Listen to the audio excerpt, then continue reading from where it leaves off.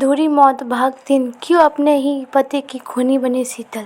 शीतल की जिंदगी में बदलाव अब स्पष्ट दिखाई देने लगा था।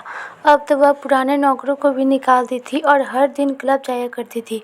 एक दिन शीतल क्लब से रात 12 बजे लौटी। कार से उतरते हुए उसे घर की दूसरी मंजिल पर किसी के खड़े होने का एहसास हुआ। उसने ध्यान से देखने की कोशिश की, मगर धुंधले चेहरे के कारण उसे कुछ समझ में नहीं आ रहा था। आश्चर्य की बात तो यह थी कि जिस गैलरी में वह शख्स खड़ा था वह उसके ही बेडरूम की गैलरी थी, और वह ऊपर खड़ा होकर बाहें फैलाए शीतल को अपनी तरफ आने का इशारा कर रहा था। आखिर कौन था वो? शीतल अपने बेडरूम की तरफ भागी, मगर वह बाहर से उसी प्रकार बंद था जैसे वह करके गई थी। दरवाज़ा बाहर से बंद होने के बावजूद कोई अंदर कैसे जा सकता है? यह सोचकर वह गैलरी की तरफ गई। गैलरी की तरफ जाने वाला दरवाज़ा भी अंदर से लॉक था। शीतल ने सोचा शायद कोई चोर होगा, अतः वह सुरक्षा के नज़रिए से अपने साथ बेडरूम में रखी अनल की रिवॉल्वर लेकर गैलरी में गई, मगर वहाँ कोई नहीं था।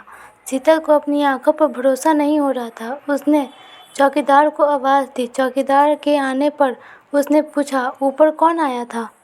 नहीं मैडम, ऊपर तो क्या आपके जाने के बाद बंगले में कोई नहीं आया, चौकीदार ने जवाब दिया। सुबह जैसे ही शीतल की नींद खुली उसे रात की घटना याद आ गई। शाम को शीतल पूरी तरह चौकन्नी थी। वह कल जैसी गलती दोहराना नहीं चाहती थी।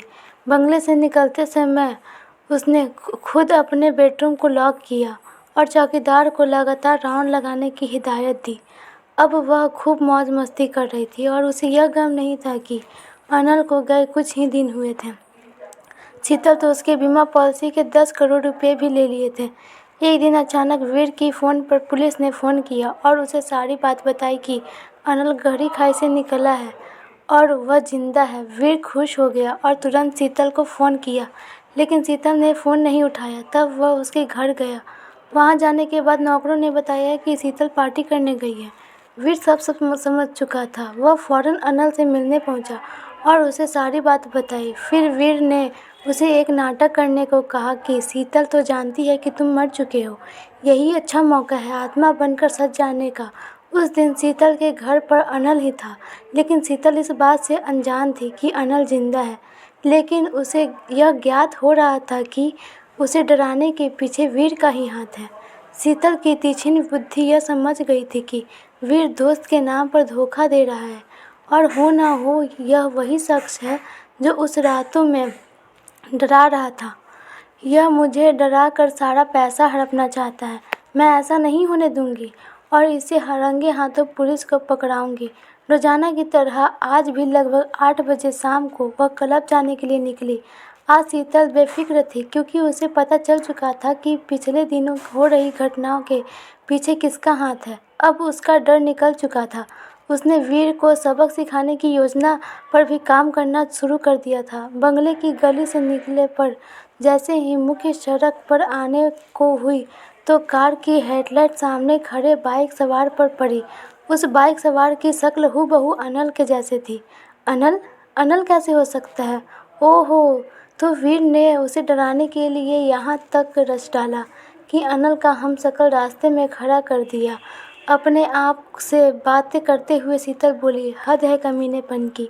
जी मैडम, कुछ बोला आपने? ड्राइवर ने पूछा। नहीं, कुछ नहीं, चलते रहो, शीतल बोली। मैडम, मैं कल छुट्टी लूँगा, ड्राइवर बोला। क्यों? शीतल ने पूछा।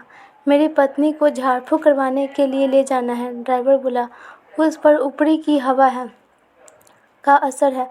अरे भूत प्रेत चुड़ैल कुछ नहीं होता, फालतू पैसा मत बर्बाद करो, शीतल ने सीख दी।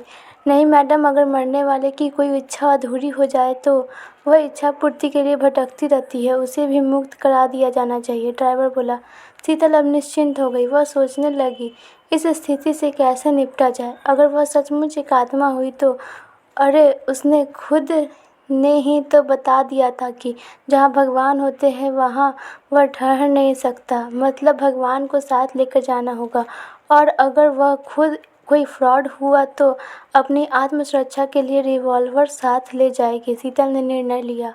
सुबह उठकर उसने अपने दोनों हाथों, कलाइयों, बाजुओं, गले, यहाँ तक कि कमर में भी भगवान की फोटो वाली लॉकेट पहन लिए, ताकि वह आत्मा उसे छू न छूने से पहले ही समाप्त हो जाए। साथ ही रिवॉल्वर भी अपने साथ पर्स में रख ली। ड्राइवर आज छुट्टी पर था। उसने खुद गाड़ी चलाने का निर्णय लिया। वह निर्धारित समय से 15 मिनट पहले ही सुनसान पहाड़ी पर पहुंच गई, लेकिन अनल उससे भी पहले वहां पहुंच चुका था। ऐसा लगता है तुम सुबह से ही यहाँ आ गए हो, शीतल ने अनल की तरफ देखते हुए बोली। सीतू, मैं तो रात से ही तुम्हारा इंतजार कर यहाँ बैठा हूँ, अनल बोला। कौन सी इच्छा पूरी करना चाहते हो अनल?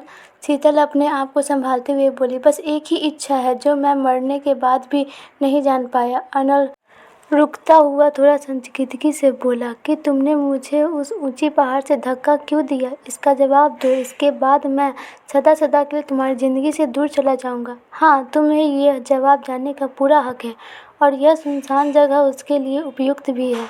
अनल, तुम तो मेरी पारिवारिक स्थिति अच्छी तरह से जानते हो। मैं बचपन से बहनों के उतारे हुए कपड़े और बची खुची रोटियों के दम पर ही जीवित रही हूँ, लेकिन किस्मत ने मुझे उस मोड़ पर लाकर खड़ा कर दिया जहाँ मेरे चारों ओर खाने पीने और पहनने ओढ़ने की बेशुमार चीज़ें बिखरी पड़ी थी। लेकिन मैं नहीं चाहती थी कि मैं तुमसे पैसे मांग कर अपनी ज़रूरतों को पूरा करूं।